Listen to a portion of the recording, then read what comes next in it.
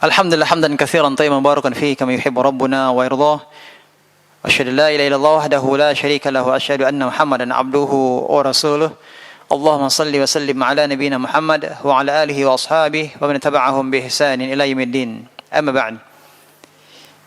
Ibu-ibu yang semoga senantiasa dirahmati Allah Subhanahu wa taala dan para pemirsa Najah TV dimanapun Anda berada, azanallahu wa iyyakum. Kesempatan berbahagia ini alhamdulillah nikmat karunia Allah Subhanahu wa taala. Kembali kita dapat hadir di majelis yang mulia ini guna melanjutkan pembahasan kita tafsir yakni surat Al-Baqarah. Di kesempatan ini kita masuki ayat yang ke-234. Al-Baqarah 234.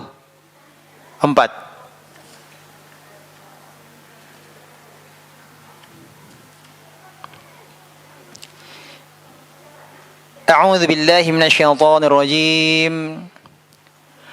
Walladzina yatawaffawna minkum wa yadharuna azwaja. Orang-orang yang mati di antaramu dan meninggalkan istri-istri, yatarabbasna bi anfusihinna arba'ata ashhurin wa 'ashra. Hendaklah mereka, yakni para istri, menunggu dirinya, yakni beriddah. Masa iddahnya adalah 4 bulan 10 hari. فَإِذَا بَلَغْنَا أَجَلَهُنَّ فَلَا جُنَاحَ عَلَيْكُمْ فِيمَا فَعَلْنَ فِي أَنفُسِهِنَّ بِالْمَعْرُوفِ. Kemudian apabila telah sampai akhir iddah mereka, tidak ada dosa bagimu, yakni tidak ada dosa bagi wali berkenaan dengan apa yang mereka lakukan terhadap diri mereka menurut cara yang patut. Wallahu bima ta'maluna khabir. Allah Maha mengetahui apa yang kamu kerjakan. Pembahasan kita di kesempatan ini Al-Baqarah ayat 234 berkenaan dengan masa iddah wanita yang ditinggal mati suaminya. Maka masa iddahnya, masa menunggunya adalah 4 bulan 10 hari. Ibu, sebelum kita lanjutkan yang sudah kita pelajari di kesempatan sebelumnya tentang masa-masa iddah, kita akan cek kembali berkenaan dengan apa yang telah kita pelajari. Ibu-ibu, ini disebutkan bahwa masa iddah wanita yang tinggal mati suaminya berapa? 4 bulan 10 hari. Bagaimana kalau istrinya tersebut dalam kondisi hamil? Berapa lama masa iddahnya? Sampai melahirkan. Contoh kasus suaminya meninggal di saat usia janin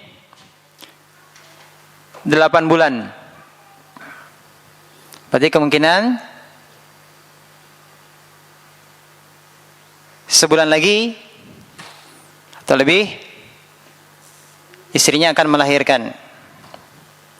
Pertanyaannya adalah berapa lama masa iddahnya ketika suaminya meninggal dan istri tersebut kondisinya sedang hamil usia janin 8 bulan. Berapa lama masa iddah?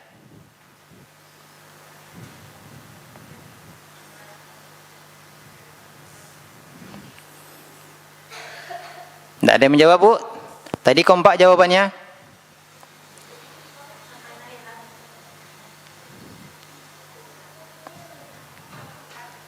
Ya. Paham Bu pertanyaannya?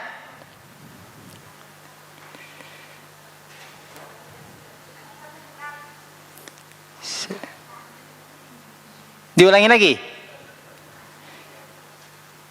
Tadi saya bertanya, yang kita pelajari saat ini adalah masa iddah wanita yang ditinggal mati suaminya berapa lama? 4 bulan 10 hari. Nah, yang ingin saya tanyakan adalah bagaimana dengan wanita yang hamil? Suaminya meninggal ketika dia sedang hamil. Maka masa iddahnya adalah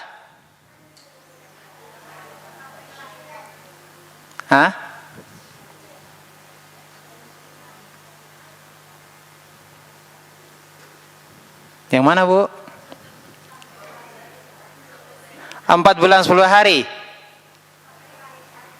Kalau masa janinnya baru usia baru baru 3 bulan. Berarti apakah 4 bulan kemudian kan masih kondisi hamil, dia sudah boleh menikah? Belum, kenapa? Hamil. Ya kan Bu? Ya. Sekarang kasus yang lain. Usia janinnya 8 bulan. Kapan dia boleh menikah? Setelah selesai masa iddahnya. Betul. Kapan selesai masa iddahnya?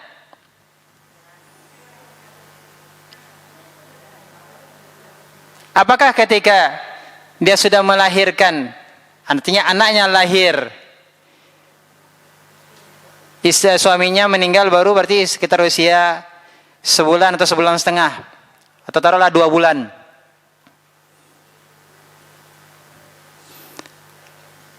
Apakah sudah boleh dia langsung menikah? Karena hamil tadi Ibu katakan tadi masa iddahnya adalah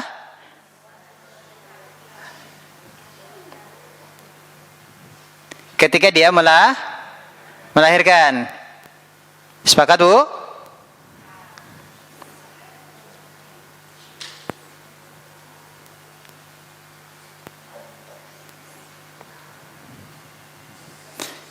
Nah, gimana nih Bu? Bingung Bu. Pertama, berarti kita jelaskan satu persatu. Kalau wanita itu hamil, masa iddahnya adalah sampai melahirkan. Oke, sampai melahirkan. Sampai melahirkan ini adalah khusus yang dicerai hidup ataukah ditinggal mati? Paham pertanyaannya Bu? Kan ada 2 ini Bu ya, hamilnya ini Bu ya. Dicerai hidup atau ditinggal mati? Kalau dicerai hidup sampai melahirkan. Kalau ditinggal mati? Bu, khusus untuk ibu hamil masa iddahnya adalah sampai melahirkan.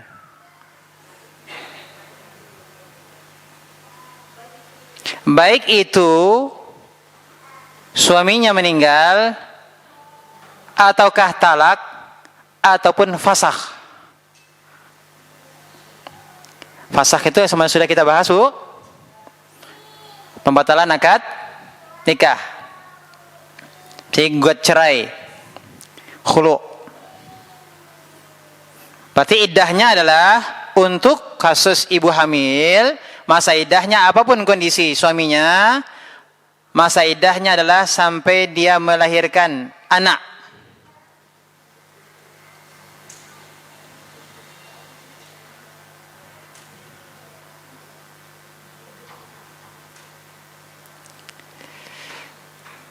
Nah, bisa dipahami Bu? Dalilnya apa? Surat At-Talaq ayat 4. Wa ulatul ahmali ajaluhunna ayyadh'na hamlahun. Ya, perempuan-perempuan yang hamil, masa iddah mereka itu adalah sampai mereka melahirkan kandungannya. Ya, sampai lahir anaknya. Jadi apapun kondisi suaminya. Masa iddah yang hamil tadi adalah sampai melahirkan anak yang dikandungnya. Nah, sekarang kembali pertanyaan tadi. Usia janin 8 bulan. Suaminya meninggal. Maka masa iddahnya adalah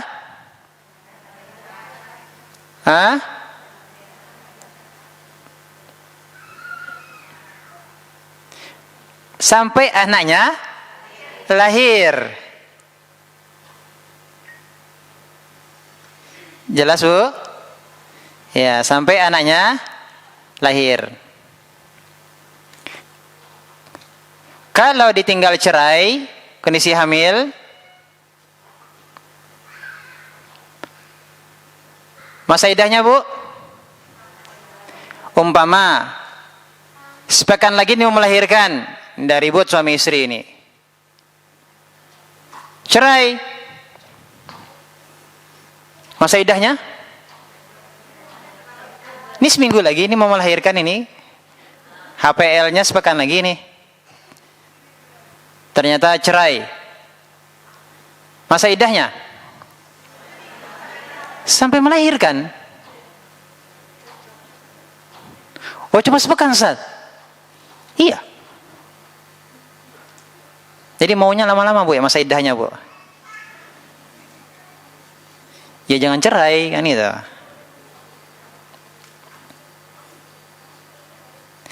Yang kedua, wanita yang suaminya meninggal, apabila dia hamil, maka iddahnya sampai dia melahirkan. Dan jika tidak hamil, nah, kalau tidak hamil, baru iddahnya 4 bulan 10 hari. Jadi yang kita bahas ini adalah yang 4 bulan 10 hari ini, kalau suaminya meninggal dan kondisi sang istri tidak hamil. Bisa dipahami, Bu? Nah. Yang ketiga, kalau dia dicerai suami yang masih hidup, dia tidak hamil. Tadi kan yang hamil kan sudah masuk kategori yang pertama, Bu, ya. Yang kedua adalah wanita yang suaminya meninggal, dia tidak hamil. Berarti 4 bulan 10 hari masa iddahnya. Yang ketiga, dicerai hidup, dia tidak hamil. Kalau hamil berarti masuk ke nomor 1. Ini dicerai suami hidup, dia tidak hamil.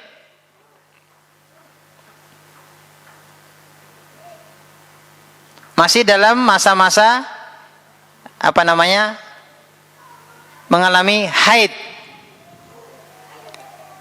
Berapa lama masa iddahnya, Bu? Berapa lama masa iddahnya, Bu?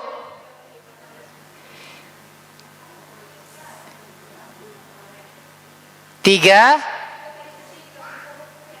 kuruk. 3 kuruk penuh.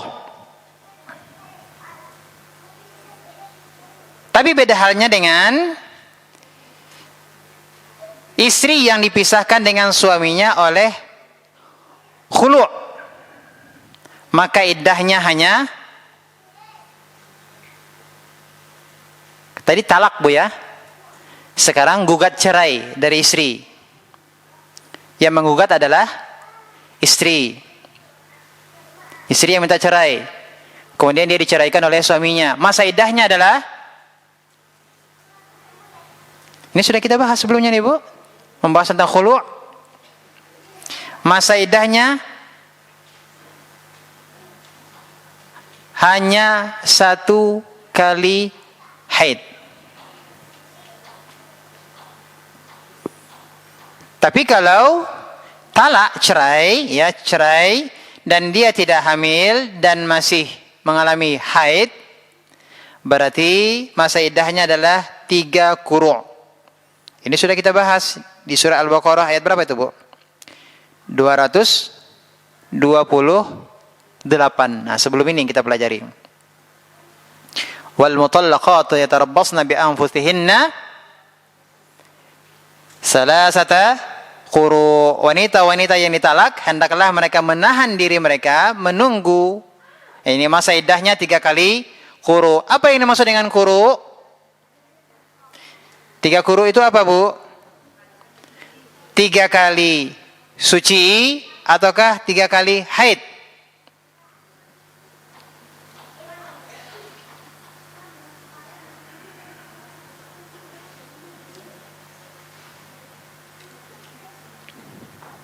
Bu, 3 kali haid ataukah 3 kali suci? Ini ada khilaf di antara ulama, 2 pendapat di sini. Bisa bermakna suci, bisa bermakna haid. Dan ini tentu hitungannya berbeda. Hitungannya berbeda. Mau kita bahas kali ini atau kita langsung masuk dulu ke ayat 234, Bu? Yang mana? Yang mana yang kita pelajari? Gimana, Bu? Kurang jelas? Iya, 3 kali suci dengan 3 kali haid itu berbeda.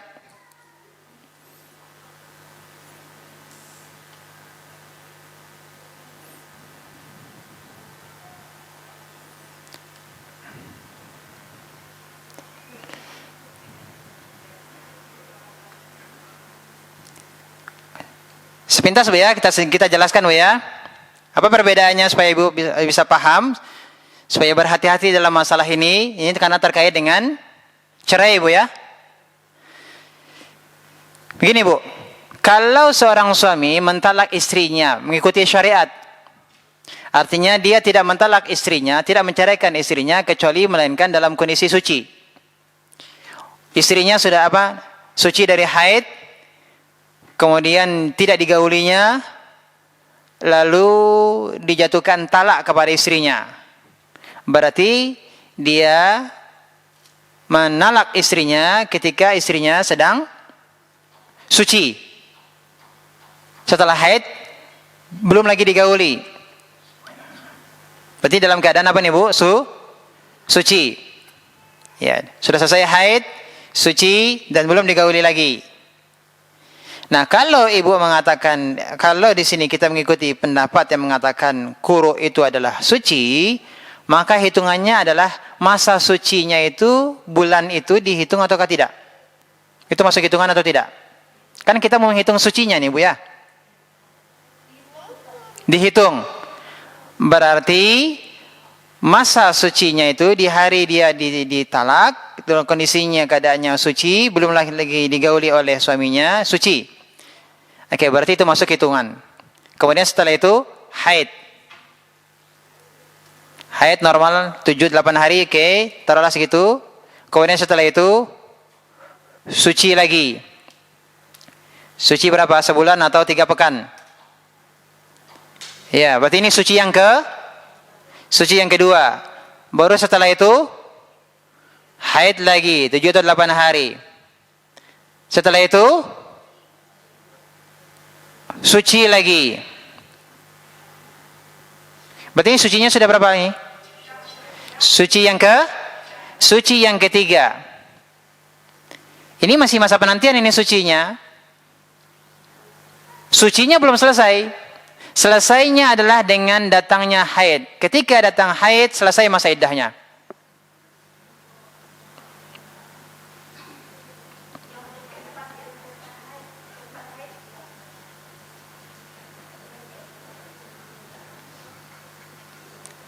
Bisa dipahami, Bu?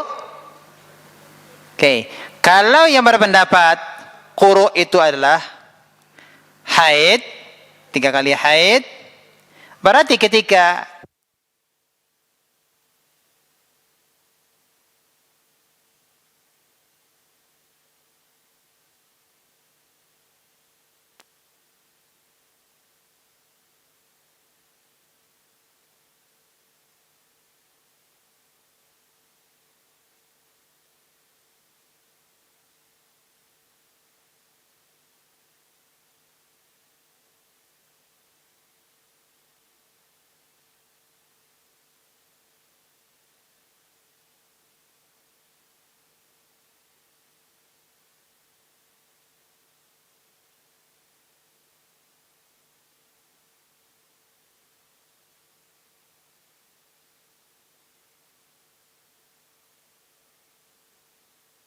maka berarti habis masa iddahnya.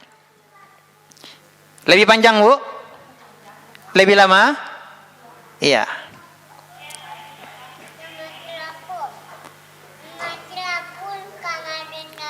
Taib. Nah, ini Bu ya. Sengaja saya berikan pertanyaan-pertanyaan ini supaya kita betul-betul memperhatikan tentang masa-masa iddah. Tidak bermudah-mudah suami untuk mencerai istrinya, sedangkan dia sendiri juga tidak paham tentang masa iddah istrinya. Makanya tentu sang istri juga hendaknya paham tentang masa iddah. Supaya apa?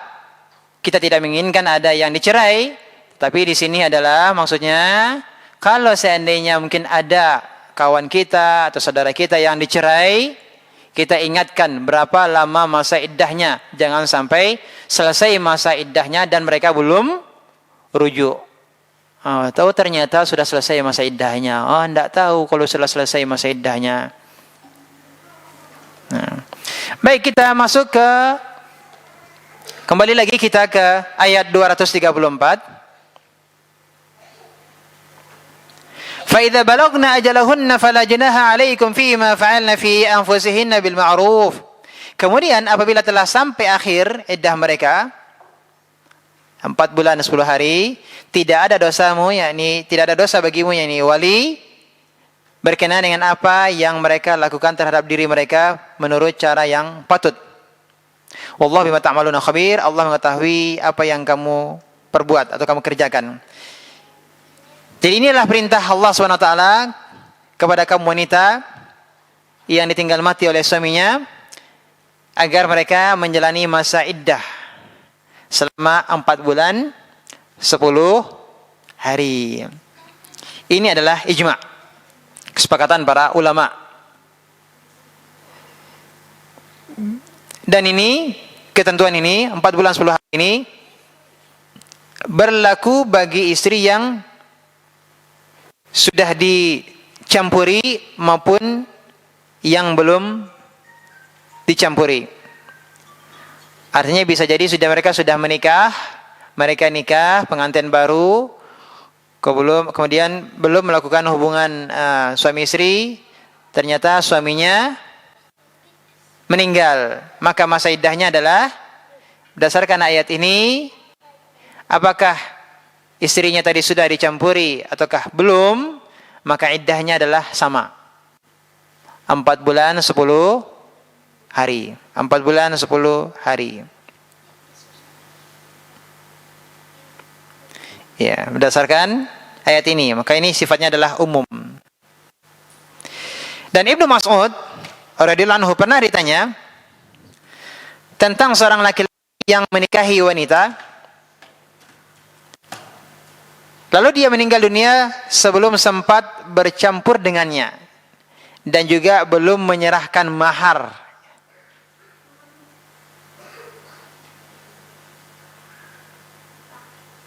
Kemudian orang-orang mempertanyakan bagaimana hukumnya. Mereka bertanya kepada Ibnu Mas'ud radhiyallahu an. Maka jawab Ibnu Mas'ud, aku akan menjawab berdasarkan pendapatku sendiri.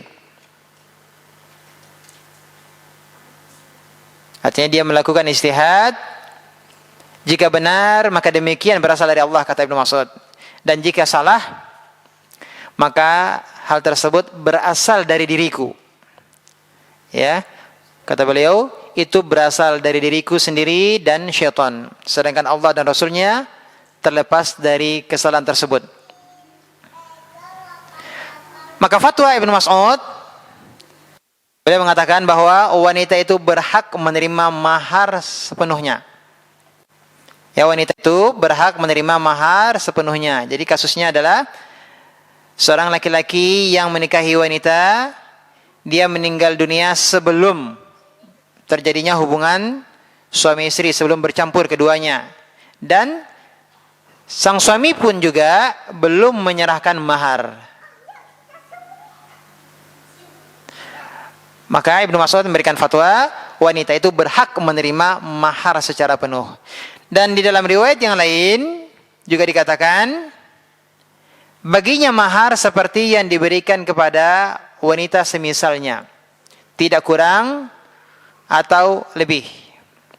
Artinya menurut kebiasaan masyarakat, berapa biasanya seorang wanita itu menerima mahar. Seperti itu juga, sekalipun dia belum digauli dan belum diberikan mahar kepadanya, ataukah belum ditentukan maharnya, maka baginya mahar seperti yang diberikan kepada wanita di negerinya. Ya. Kemudian juga berlaku pula baginya iddah. Berlaku pula baginya iddah dan dia menerima warisan. Kemudian Ma'qil bin Sinan al-Ashja'i, beliau berdiri kemudian mengatakan, aku pernah mendengar Rasulullah SAW memutuskan kasus yang dialami oleh Barwa' bintu Washiq al-Ashja'iyah. Artinya apa yang diputuskan oleh Ibnu Mas'ud itu pernah diputuskan oleh siapa? Rasulullah SAW. Ini berkenaan dengan kasus yang dialami oleh Barwa' bintu Washiq al-Ashja'iyah. Mendengar apa yang dikatakan oleh Ma'qil bin Sinan al-Ashja'i, bahwasanya apa yang diputuskan oleh Ibnu Mas'ud tepat, maka Abdullah bin Mas'ud pun gembira. Beliau sangat gembira karena ijtihad beliau tepat. Dalam riwayat yang lain juga disebutkan bahwa orang-orang dari kabilah Ashja', mereka berdiri kemudian mengatakan, kami bersaksi bahwa Rasulullah SAW memutuskan seperti itu berkenaan dengan kasus Barwa' binti Washiq. Jadi di sini Bu, masa iddahnya kita ambil pelajaran di sini. Yang ingin yang kami sampaikan di sini adalah berkenaan dengan riwayat ini, wanita yang ditinggal mati oleh suaminya, masa iddahnya ini adalah 4 bulan 10 hari. Ini secara umum baik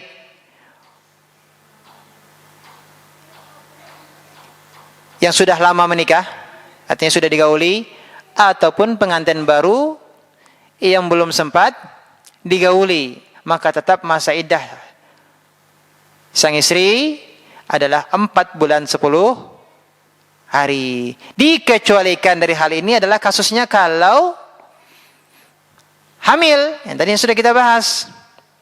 Ya. Masa iddah ini dikecualikan adalah bagi wanita yang hamil. Adapun yang hamil, masa iddahnya adalah sampai dia melahirkan. Sampai dia melahirkan. Jadi bukan 4 bulan 10 hari, tidak. Bisa jadi iddahnya lebih lama, bisa jadi iddahnya sebentar. Tergantung dari usia kandungannya. Bisa dipahami Bu? Apa kata Allah? Wa ulatul ahmali ajaluhunna ay yad'na hamlahun. Ya, perempuan-perempuan yang hamil, masa iddah mereka adalah sampai mereka melahirkan kandungannya. Jadi apapun kondisi suaminya, mudah Bu diingat Bu ya, masa iddah wanita hamil adalah sampai melahirkan. Artinya bisa jadi iddahnya lebih lama, iddahnya lama, bisa jadi iddahnya sebentar. Demikian juga yang ditetapkan dalam sunnah, yakni hadis yang diriwayatkan oleh Subai'ah al-Aslamiyah, yang disebutkan di dalam As-Sahihain dari beberapa jalur riwayat, bahwa Subai'ah ditinggal mati suaminya yang bernama Sa'ad bin Khawlah, sedangkan dia dalam keadaan hamil. Tak lama setelah suaminya meninggal, dia pun melahirkan. Ya, setelah tidak lama dari suaminya meninggal, dia melahirkan. Dalam riwayat yang lain, dia melahirkan beberapa malam setelah suaminya meninggal. Kemudian setelah nifasnya mengering, kemudian dia berdandan untuk artinya bersiap untuk diterima oleh pelamar. Maka kemudian datanglah Abu Sanabil dan berkata kepadanya, aku melihat engkau berdandan, apa mungkin engkau berkeinginan untuk menikah?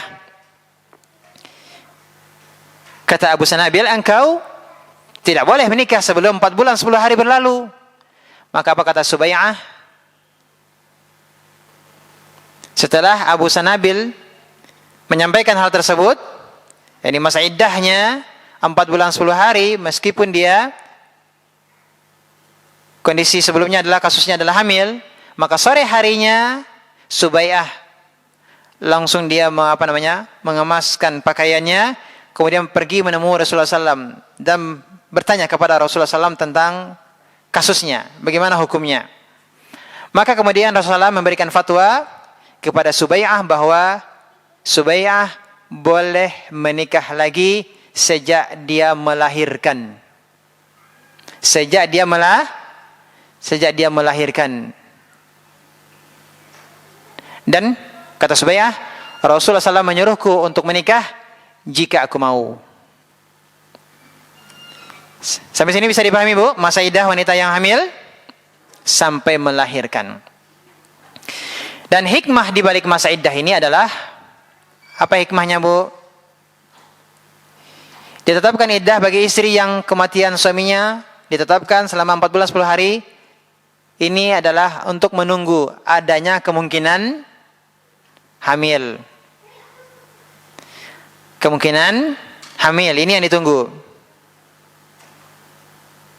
Selama itu akan benar-benar ketahuan apakah dia hamil atau tidak. Nah, sebagaimana yang kita pernah pelajari dalam hadis hadis arba'in, hadis Nabi sallallahu alaihi wasallam bahwasanya inna khalqa ahadikum yujma'u fi batni ummihi 40 yawman nutfah. Penciptaan salah seorang di antara kalian dikumpulkan dalam perut ibunya selama berapa lama, Bu? 40 hari berupa nutfah, berupa air mani, kemudian 40 hari berupa alaqah, gumpalan darah, kemudian 40 hari berikut berupa apa, Bu? Mudghah. Apa itu mudghah? Sekerat daging. Kemudian setelah itu, setelah 40 hari, diutuslah seorang malaikat kepadanya untuk menghembuskan ruh. Jadi 3 kali 40 hari sama dengan 4 bulan.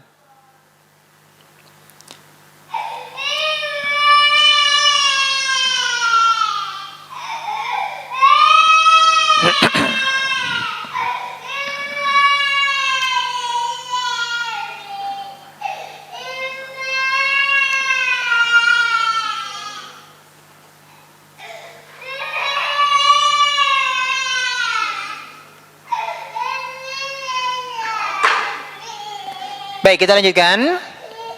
Berikutnya, Bu, ada keharusan ihdad. Apa itu ihdad? Ihdad itu adalah berkabung. Berkabung bagi istri yang ditinggal mati suami selama menjalani masa iddahnya. Jadi selama menjalani masa iddahnya ada keharusan ihdad, berkabung. فَإِذَا بَلَغْنَا أَجَلَهُنَّ فَلَا جُنَاحَ عَلَيْكُمْ فِيمَا فَعَلْنَا فِي أَنفُسِهِنَّ بِالْمَعْرُوفِ. Apabila telah sampai akhir iddah mereka, tidak ada dosa bagimu, yakni wali, mengenai apa yang mereka lakukan terhadap diri mereka menurut cara yang patut. Dari penggalan ayat ini dapat disimpulkan keharusan berkabung bagi istri yang ditinggal mati suaminya selama menjalani masa iddahnya. Selama menjalani masa iddahnya.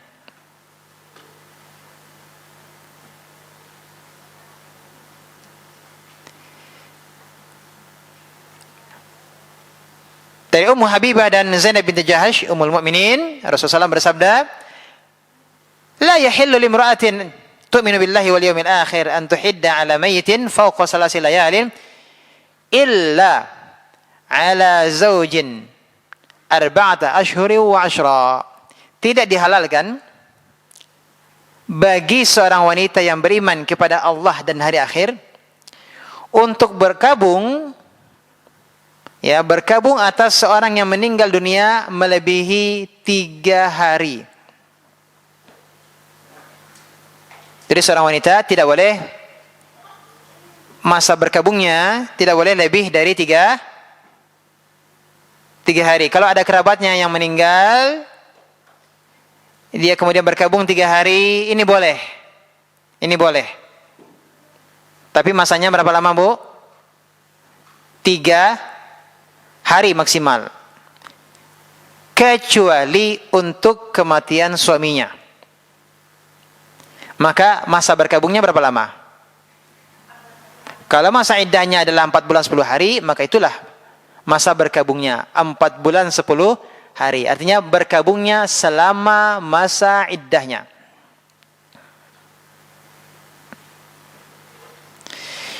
Dan dalam Sahihain diriwayatkan juga dari Ummu Salamah, ada seorang wanita berkata kepada Rasulullah, "Hai Rasulullah, putriku ditinggal mati oleh suaminya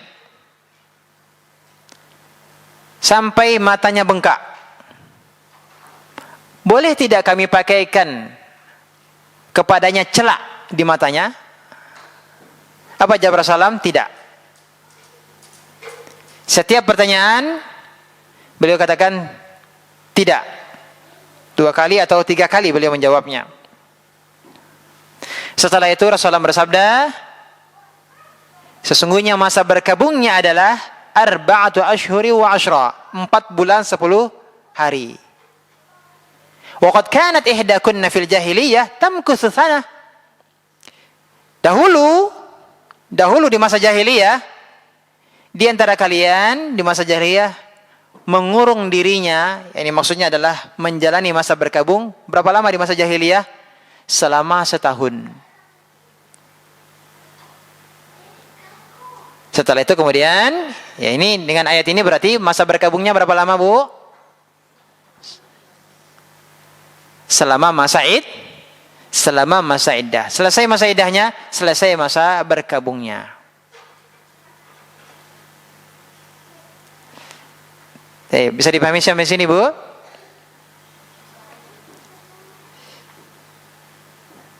Jadi masa berkabung bagi istri, apa yang maksud dengan berkabung ini apa, Bu? Apa yang dilakukan ketika berkabung ini? Maksudnya berkabung ini adalah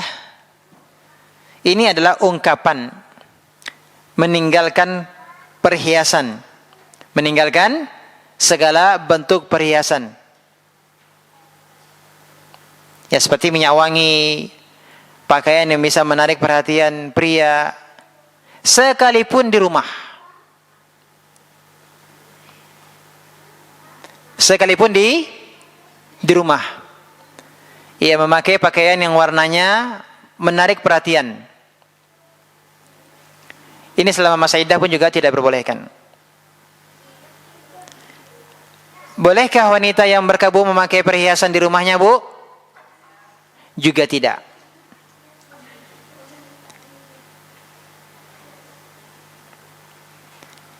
Lihatlah, Bu, ada masa berkabung. Ini bentuk kesetiaan istri dan penghormatan istri kepada suaminya. Apa, Bu? Dengan masa berkabung tadi, bentuk kesetiaan istri dan penghormatannya kepada suaminya yang sudah meninggal. Sekalipun mungkin ketika hidupnya suaminya tidak baik, tapi ketika suaminya sudah meninggal, jangan disyukuri. Ya, tapi bentuk berkabungnya tadi, ya, tidak memakai perhiasan, memakai pakaian yang menarik perhatian, sekalipun itu di rumah.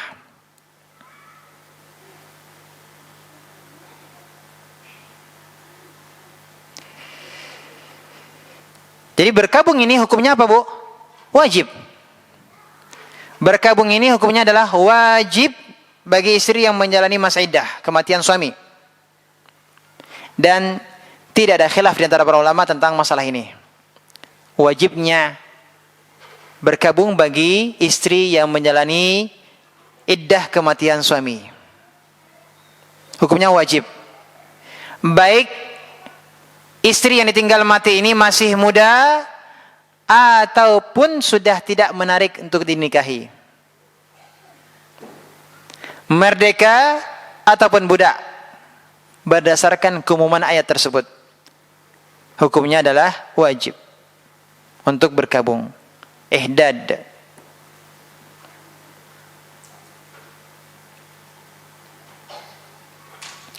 Dan firman Allah SWT, فَإِذَا بَلَغْنَا أَجَلَهُنَّ فَلَا جُنَاحَ عَلَيْكُمْ فِيمَا فَعَلْنَ فِي أَنفُسِنَا بِالْمَعْرُوفِ. yakni ketika telah selesai masa iddahnya, maka tidak ada dosa bagi para wali, ya, ketika wanita tersebut, ya, mereka kembali lagi memakai perhiasan mereka. Ya, mungkin dengan memakai celak tadi. Celak itu kan perhiasan kan, Bu, ya? Celak mata tadi, itu kan juga perhiasan. Makanya dilarang oleh Rasulullah SAW bagi wanita yang menjalani masa berkabung untuk memakai make up, celak mata.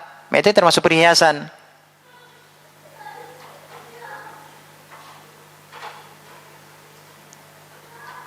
Nah,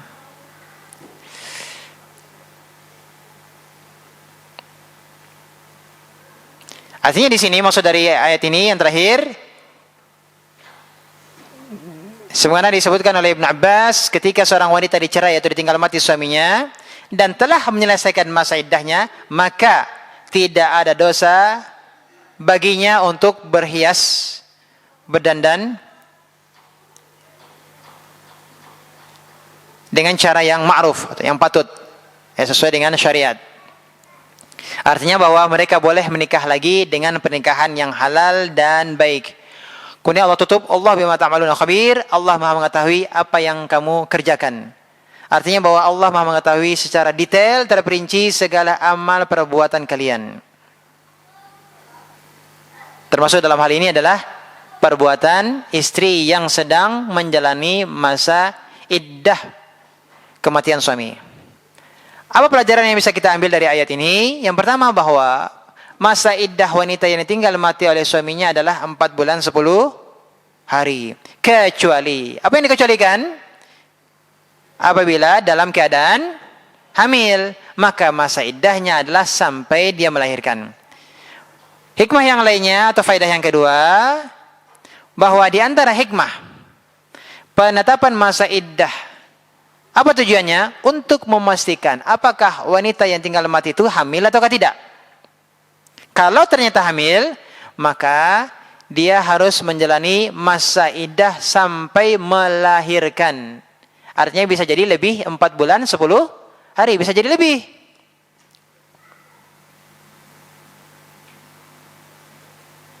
Bisa jadi juga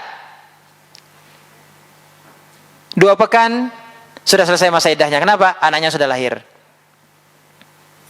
Yang ketiga, adanya kewajiban ihdad. Apa tadi ihdad? Berkabung. Wajib bagi wanita ini tinggal mati suaminya untuk ihdad. Bagaimana caranya dia ihdad itu? Tidak berhias, tidak memakai wewangian, tidak menampakkan dirinya kepada orang-orang yang ingin meminangnya. Mungkin ada orang yang ingin melamarnya, melamar secara terang-terangan tidak boleh. Yang boleh adalah dengan sindiran. Nah, dengan sindiran ini akan kita pelajari di ayat berikutnya.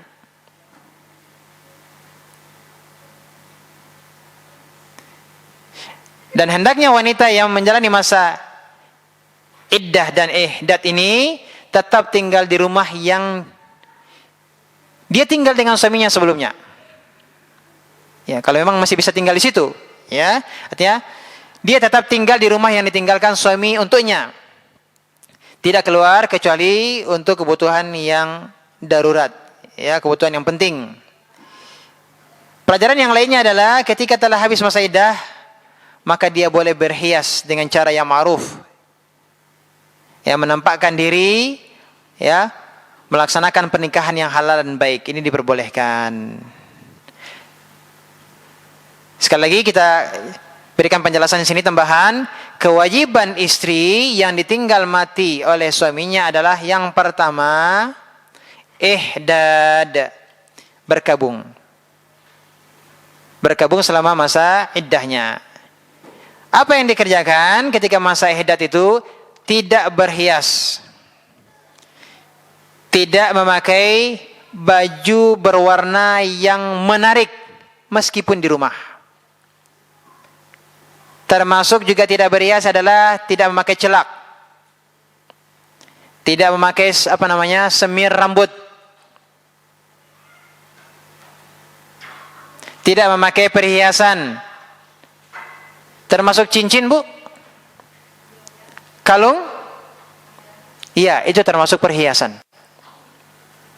Bagaimana jika melanggar? Berdosa. Berdosa. Kewajiban yang kedua adalah menetap di rumah. Tidak keluar kecuali ada kebutuhan. Inilah, Bu, di antara pelajaran yang kita ambil di sini, betapa agung hak suami. Ibu-ibu, betapa agungnya hak suami. Dan suami itu adalah penentu surga ataukah neraka bagi istrinya. Jika suaminya ridho, insya Allah masuk surga. Tapi kalau suaminya tidak ridho, terancam neraka.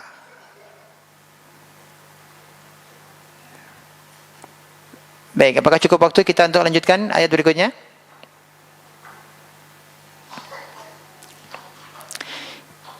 Kita masuk di ayat yang berikutnya, 235.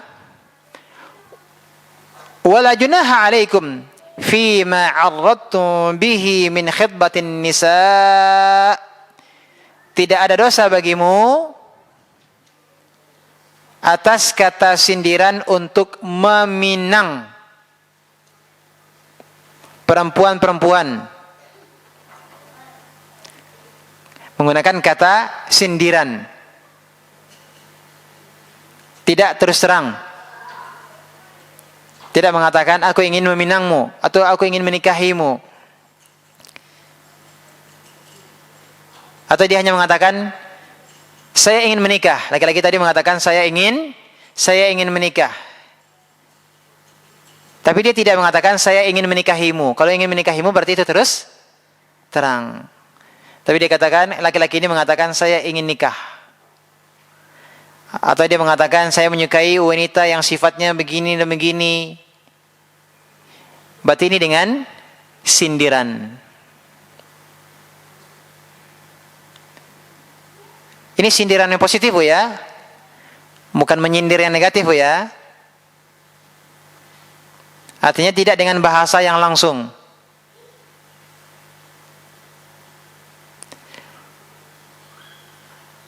Au aknantum fi anfusikum, atau keinginan menikah yang kamu sembunyikan dalam hati.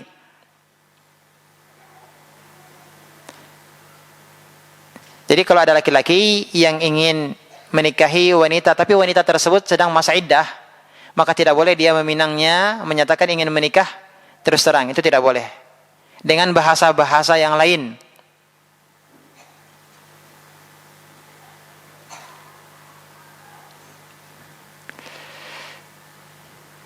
Dan yang kedua adalah apa yang tersembunyi di dalam hatinya, artinya keinginannya untuk menikah ini pun juga dia tidak berdosa.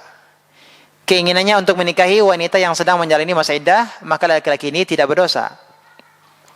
Alimallahu annakum satadhkurunahunna walakin la tuwa'iduhunna sirran illa an taqulu qawlan ma'rufa. Allah mengetahui bahwa kamu akan menyebut-nyebut mereka.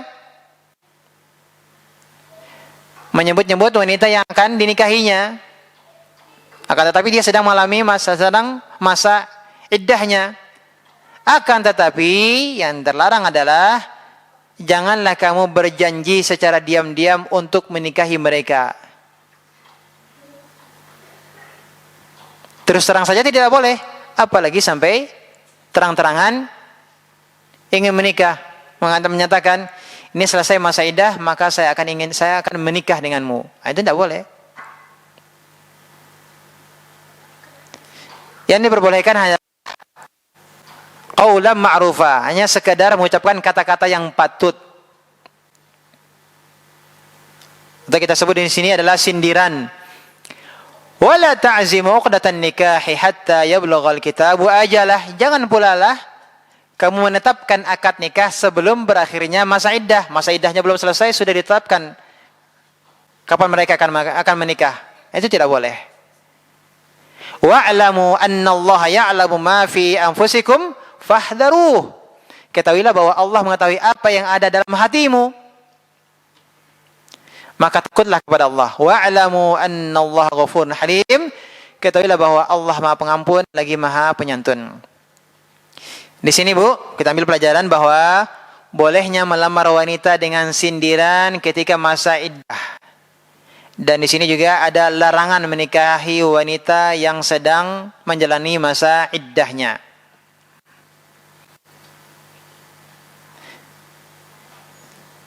Wala junaha 'alaikum fi ma 'arradtum bihi min khitbatin nisa. Tidak ada dosa bagimu atas kata sindiran. Ini kata sindiran untuk meminang perempuan-perempuan. Maknanya boleh melamar wanita-wanita yang masih menjalani masa iddahnya tapi tanpa terang-terangan. Seperti kata Ibnu Abbas, ini at-ta'rid. At-ta'rid. Ini sindiran dengan mengatakan tadi, aku ingin menikah. Atau dia katakan saya menyukai wanita yang seperti begini dan begini sifatnya. Ini menyindir dengan kata-kata yang ma'ruf. Dalam riwayat yang lain, contohnya adalah aku sangat berharap Allah memberikan rizki kepadaku seorang istri. Siapa yang dimaksud istri ini? Ini adalah bahasa apa Bu? Bahasa sindiran bahwa dia ingin menikah laki-laki ini, tapi tidak dikatakan dengan terus terang. Atau ucapan yang semisal, namun tidak melangkah untuk meminang. Hanya sindiran saja.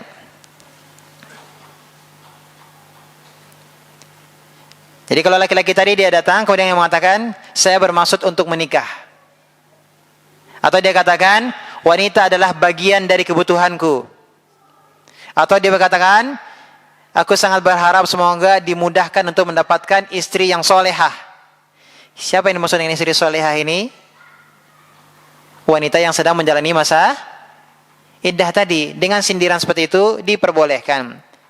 Tapi kalau dia mengatakan saya ingin menikahimu atau saya akan melamarmu setelah masa iddahmu selesai, itu tidak diperbolehkan.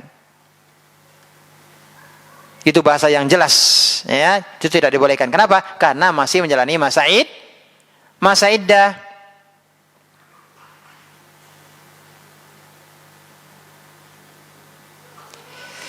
Nah, demikian juga dengan wanita yang ditalak bain. Talak bain itu apa Bu? Talak 3. Juga bisa dilamar dengan sindiran. Seperti sabda Nabi SAW kepada Fatimah binti Qais ketika dia dicerai suaminya, ya, dicerai oleh suaminya, yakni Abu Umar bin Hafs. Ya, dicerai dengan talak 3, maka kemudian Rasulullah menyuruhnya untuk menjalani masa iddah di rumah Ibnu Ummi Maktum. Kemudian Nabi mengatakan kepada Fatimah binti Qais, kalau engkau telah halal, artinya telah selesai masa iddah, kabari aku. Maka kemudian setelah halal, selesai masa iddahnya, maka kemudian Usamah bin Zaid melamar Fatimah binti Qais. Maka kemudian Rasulullah menikahkan Fatimah binti Qais dengan Usamah bin Zaid.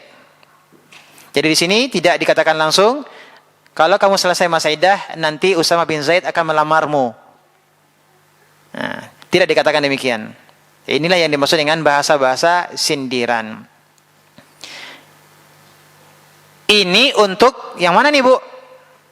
Wanita yang menjalani masa iddah suami meninggal, atau masa iddah yang ditalak, talak bain, talak yang 3, tidak ada lagi rujuk lagi. Bagaimana dengan wanita yang ditalak raj'i? Boleh tidak dia sindir?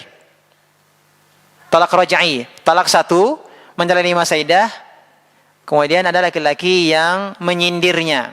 Menyindirnya artinya sebenarnya menyampaikan maksudnya tapi secara halus, tidak terang-terangan. Artinya kalau dia maksudnya adalah kalau selesai masa iddah dia yang akan menikahinya. Boleh atau tidak untuk wanita yang menjalani masa iddah raj'i? Tidak boleh? Sepakat tidak boleh nih Bu? Ada yang menyelisihinya? Para ulama sepakat bahwa wanita yang ditalak raj'i statusnya masih sebagai istri yang masih bisa kembali lagi. Maka sindiran pun ini tidak boleh. Karena statusnya masih status istri walaupun dia sedang menjalani masa iddah. Iddah apa? Iddah talak 1, iddah talak 2. Tapi talaknya adalah talak raj'i, masih bisa kembali lagi. Maka sindiran pun juga tidak boleh. Apalagi terus terang. Sampai sini bisa dipahami, Bu? Aw aqnantum fi anfusikum, atau keinginan menikah yang kamu sembunyikan dalam hati. Artinya ada niat untuk melamar. Niat tersebut ini tidak berdosa. Niat tersebut tidak berdosa.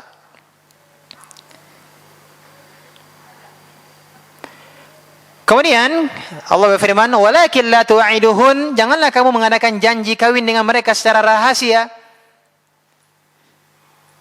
Artinya janganlah kamu mengatakan kepada wanita itu, "Aku benar-benar mencintaimu. Berjanjilah kepadaku bahwa kamu tidak akan menikah dengan laki-laki lain."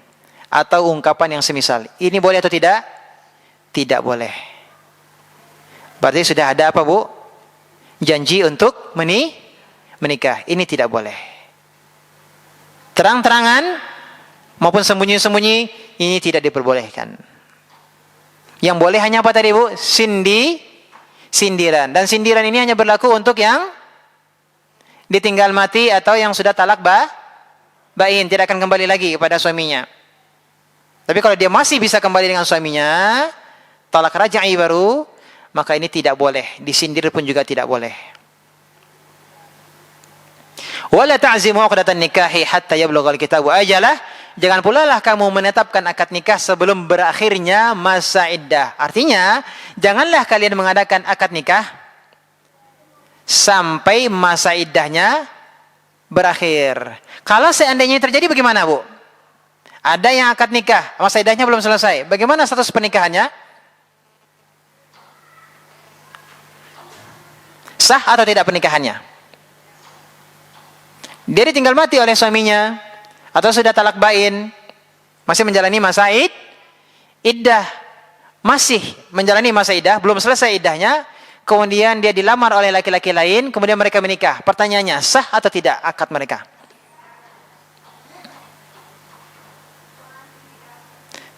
Tidak sah? Sepakat? Ada khilaf tidak?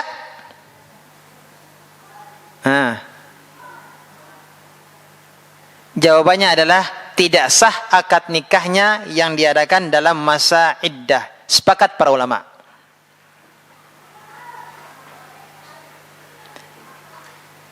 Pernikahan di masa iddah, apa hukumnya, Bu? Tidak sah akad nikahnya. Wa'lamu annallaha ya'lamu ma fi anfusikum fahdharuh. Ketahuilah bahwa Allah mengetahui apa yang ada dalam hatimu, maka takutlah kepada Allah. Di sini Allah mengancam yang mereka sembunyikan dalam diri mereka berkenaan dengan masalah wanita yang ingin melanggar syariat. Hati-hati, Allah Maha tahu apa yang niat buruknya. Dan di sini juga Allah membimbing supaya meniatkan kebaikan, bukan meniatkan keburukan. Jadi ini adalah peringatan, jangan sampai ada niat buruk, ada keinginan-keinginan buruk. Maka jadikanlah niatnya adalah niat yang baik. Dan Allah tidak menjadikan mereka berputus asa untuk memperoleh rahmatnya. Makanya Allah mengatakan, wa'lamu annallaha ghafurun halim. Ketahuilah bahwa Allah Maha Pengampun lagi Maha Penyantun. Pelajaran dari ayat ini adalah haram hukumnya meminang wanita yang sedang menjalani masa iddah. Namun diperbolehkan apa tadi? Dengan sindiran tanpa kata-kata yang jelas. Tapi kalau dengan kata yang jelas haram. Yang kedua, haramnya akad nikah dengan wanita yang sedang menjalani masa iddah sebelum masa iddahnya habis.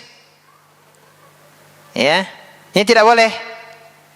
Karena melamarnya saja hukumnya haram, apalagi sampai tingkatan menikahinya. Kalau itu terjadi, seorang laki-laki menikahi wanita sebelum habis masa iddahnya, maka keduanya harus dipisahkan.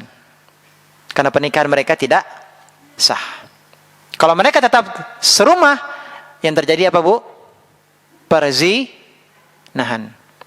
Wal'iyadzubillah. Yang ketiga, Allah Maha mengawasi dan Maha mengetahui apa yang tersembunyi di dalam dada manusia. Termasuk juga apa yang di dalam hati berkenaan dengan urusan wanita. Maka hendaknya kita bertakwa kepada Allah Subhanahu wa taala karena Allah Maha mengetahui gerak-gerik kita. Termasuk juga apa yang tersembunyi dalam hati kita. Wa rabbuka ya'lamu ma tukinnu suduruhun wa rabbuka ya'lamu ma tukinnu suduruhum wa ma yu'linun. Dan Rabbmu mengetahui apa yang disembunyikan dalam dada mereka dan apa yang mereka tampakkan atau mereka nyatakan. 6. Selesai pembahasan kita 2 ayat ini. Walhamdulillahirabbil alamin. Mudah-mudahan bisa dipahami dengan baik dan semoga ini menambah pengetahuan kita tentang ayat-ayat Allah Tabaraka wa Ta'ala. Mudah-mudahan ini menambah keimanan kita dan terus menambah keinginan kita untuk mempelajari Al-Quran. Terlebih lagi kita mendekati bulan Ramadan. Ya. Dari sekarang kita, ayo sama-sama kita memperbanyak untuk membaca Al-Quran. Kita perbanyak untuk membaca Al-Quran agar nanti masuk bulan Ramadan lebih banyak lagi, insyaallah kita bisa lebih banyak lagi membaca Al-Quran. Dan juga kita berikan waktu kita untuk tidak hanya membacanya saja, tapi juga jadikan ada waktu untuk membaca tafsirnya, tafsirnya. Jadi bukan dua hal yang bertabrakan. Kita membaca Al-Quran, baca Al-Quran dengan bacaan yang baik. Dan yang kedua adalah kita juga berusaha untuk memahami apa yang kita baca. Ya, satu ayat sedikit-sedikit kita mempelajarinya. Mudah-mudahan ini akan terus menjadikan kita semakin dekat, semakin mencintai Al-Quran. Nah, demikian. Wassallallahu Muhammadin wa alihi wasallam. Subhanaka bihamdika asyhadu an la ilaha illa anta astaghfiruka wa atubu ilaik. Wassalamualaikum warahmatullahi wabarakatuh.